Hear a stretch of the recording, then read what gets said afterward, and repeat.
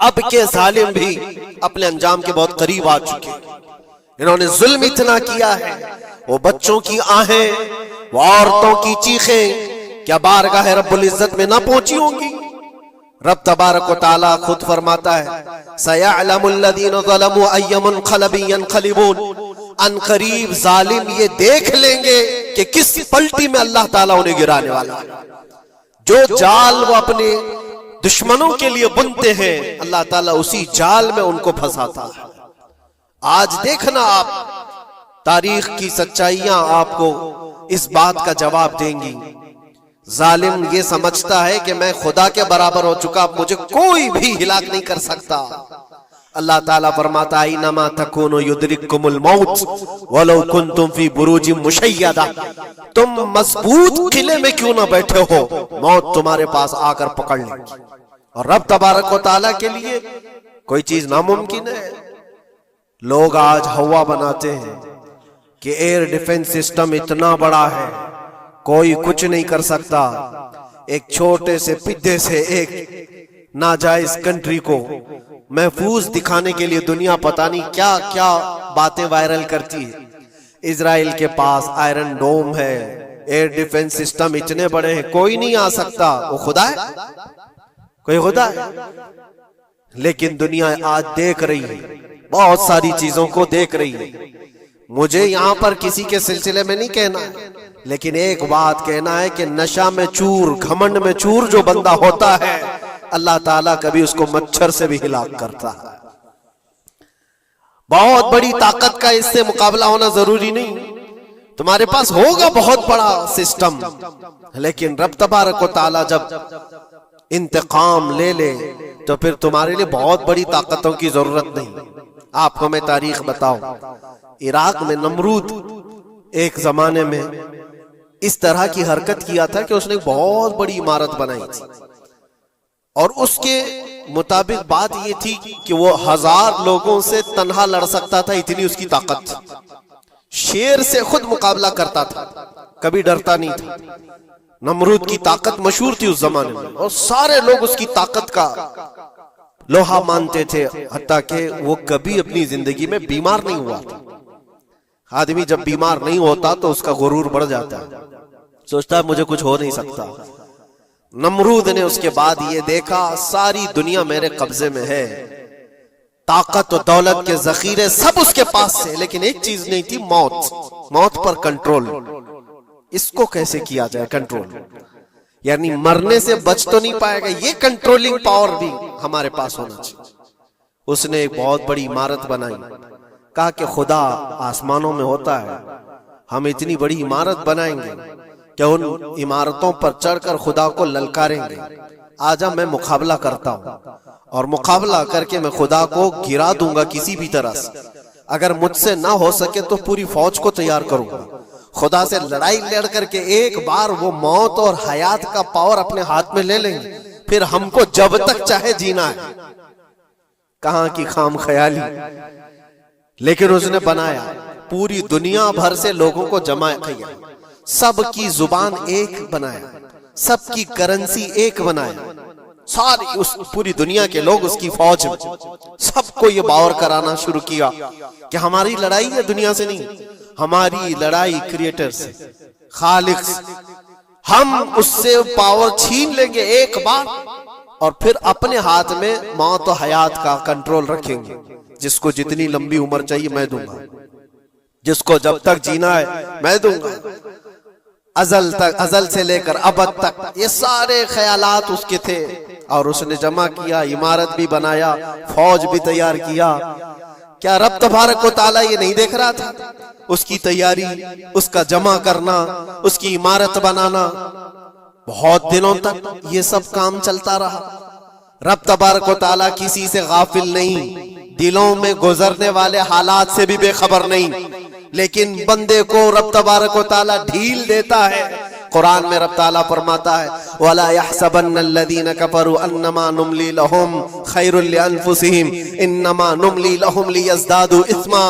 کافر جو ان کو ڈھیل ملی ہے یہ نہ سمجھیں کہ ہم نے جو ان کو چھوڑ رکھا ہے ان کے لیے بہتر ہے، بلکہ اس لیے ہم چھوڑ رکھیں کہ وہ اور زیادہ کریں، اور زیادہ کریں، لیزدادوا اثما ولہم عذاب مہین، پھر ہم ذلت والا عذاب انہیں دینے والے ہیں۔ یہ مت سمجھ لو کہ رب تبارک و تعالیٰ ان سب چیزوں سے بے خبر ہے۔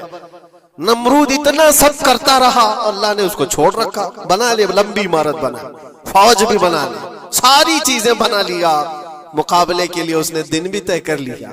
اس کے بعد اس کو خدا سے لڑائی لڑنی تھی، کہاں خدا تک پہنچنے کی بات، لیکن بندہ جب غرور و تکبر میں آتا ہے تو وہاں تک بھی سوچتا ہے، اسے موت پر کنٹرول حاصل کرنا تھا، بس یہ ایک چیز تھی۔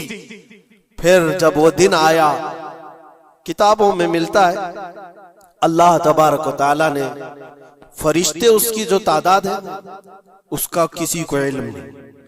بارش کے جتنے قطرات گرتے ہیں نا، ایک ایک فرشتہ بوند لا کر رکھتا ہے۔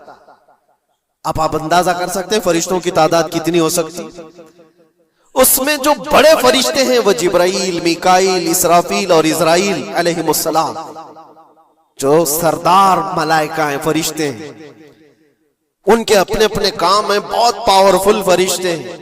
ان کی بات نہیں کر رہا، کسی ایک عام فرشتے کو رب تبارک و تعالیٰ نے بلایا اور فرمایا جاؤ زمین پر، ہمارے ایک بندے نے ہم سے لڑائی کا ارادہ کر لیا ہے، اس کی طاقت و قوت اور اس کی جمع شدہ ساری چیزوں کو دیکھ کر کے آؤ۔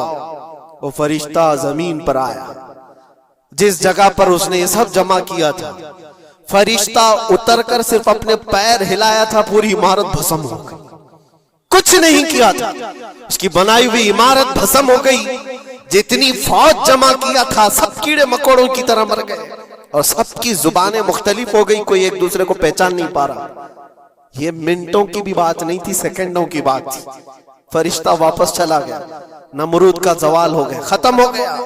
یہ تاریخ کی ایک بات ہے، اور یہ روایت ہم اپنی کتابوں میں نہیں رکھتے، یہ روایت یہودیوں کی کتابوں سے ہی ہے۔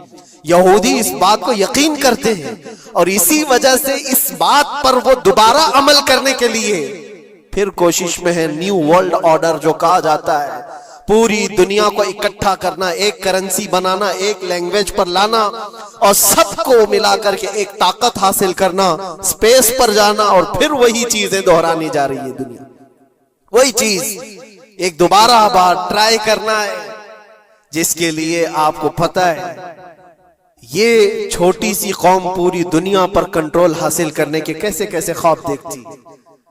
اگر آپ جائیں، اسلام دشمنی تو ان کی پرانی ہے، لیکن یہ جو 50,000 لوگوں کا قتل ہے، یہ صرف اور صرف ان کے اپنے ایک چھوٹے مقصد کے لیے۔ ہو سکتا ہے بہت ساری باتیں ہوں، غزہ پٹی ایک ہی علاقہ بچا ہوا ہے فلسطین کا، باقی سب تو یہ قبضہ کر چکے 1947 کے بعد، 48 کے بعد۔ چھوٹا سا حصہ جو باقی غزہ پٹی، جس کی 20 لاکھ کی آبادی، اس علاقے پر اتنی زیادہ کیوں کرورتا ہے؟ کیوں؟ باقی سب جگہ پر اور بھی دیگر جگہ پر، یروشلم میں، ویسٹ بینک میں، کئی جگہوں پر مسلمان آباد ہیں، یہ غزہ کے لیے کیوں اس قدر سختیاں ہیں؟ دنیا کو بتانے کے لیے تو یہ ایک آتنکواد جماعت ہے حماس، جس کا مقابلہ کرنے کے لیے ہم یہ حملے کر رہے ہیں، لیکن آج تک یہ دنیا کو بتا نہیں سکے کتنے حماسیوں کو قتل کیا، کتنے حماس کے لوگ پکڑے گئے، کتنوں کو مارا گیا، چند ہوں گے، لیکن اس کے بدلے میں جو بھاری قیمت چکائی ہو غزہ کے نہتے لوگوں نے، 50,000 لوگوں کا قتل، یہ تو ریکارڈ پہ دکھ رہا ہے، باقی اللہ عالم، باقی کتنے ہیں جن کی تعداد مل نہ سکی ہو۔ بعض دانشوروں نے یہ بھی بتایا اس کو صرف اور صرف ایک کینل بنانا ہے جو دنیا کی ٹریڈنگ پر قبضہ حاصل کرنے کے لیے۔ جو سوئس کینال ہے ایجپٹ کا، جس سے میڈیٹرین سی سے لے کر کے گزرتے ہیں، 2 سمندروں کو جوڑنے کے لیے ایک کینل ہے مصر میں، ایجپٹ میں، جہاں سے ایجپٹ ہر گزرنے والے جہاز سے ٹیکس لیتا ہے، ہر گزرنے والے جہاز سے ایک بھاری قیمت لیتا ہے، جس سے ٹریڈنگ پر اثر بھی رہتا ہے۔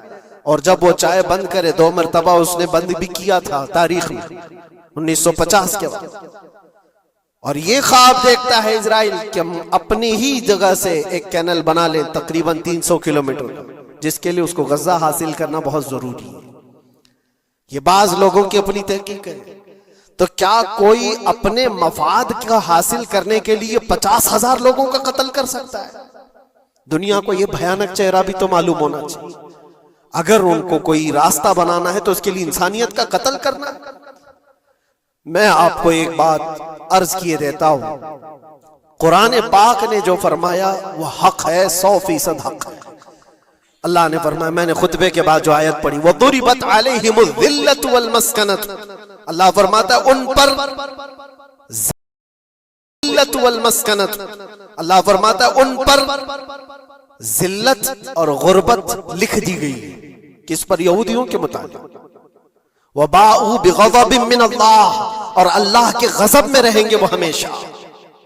آپ سورہ فاتحہ میں پڑھتے ہیں نا، غیر المغضوب علیہم ولا الضالین. مغضوب کا مطلب کیا ہے؟ جن پر اللہ کا غضب ہوا، اور وہ یہود قوم ہے. قرآن پاک کی میں آپ کو بات بتا رہا ہوں. اور اللہ تعالیٰ فرماتا ہے وجہ کیا ہے؟ ذالک بأنہم کانوا یکفرون بآیات اللہ، وہ اس لیے کہ اللہ کی نشانیوں کو ٹھکراتے، ویقتلون النبیین بغیر حق، اور اللہ کے نبیوں کو ناحق قتل کرتے.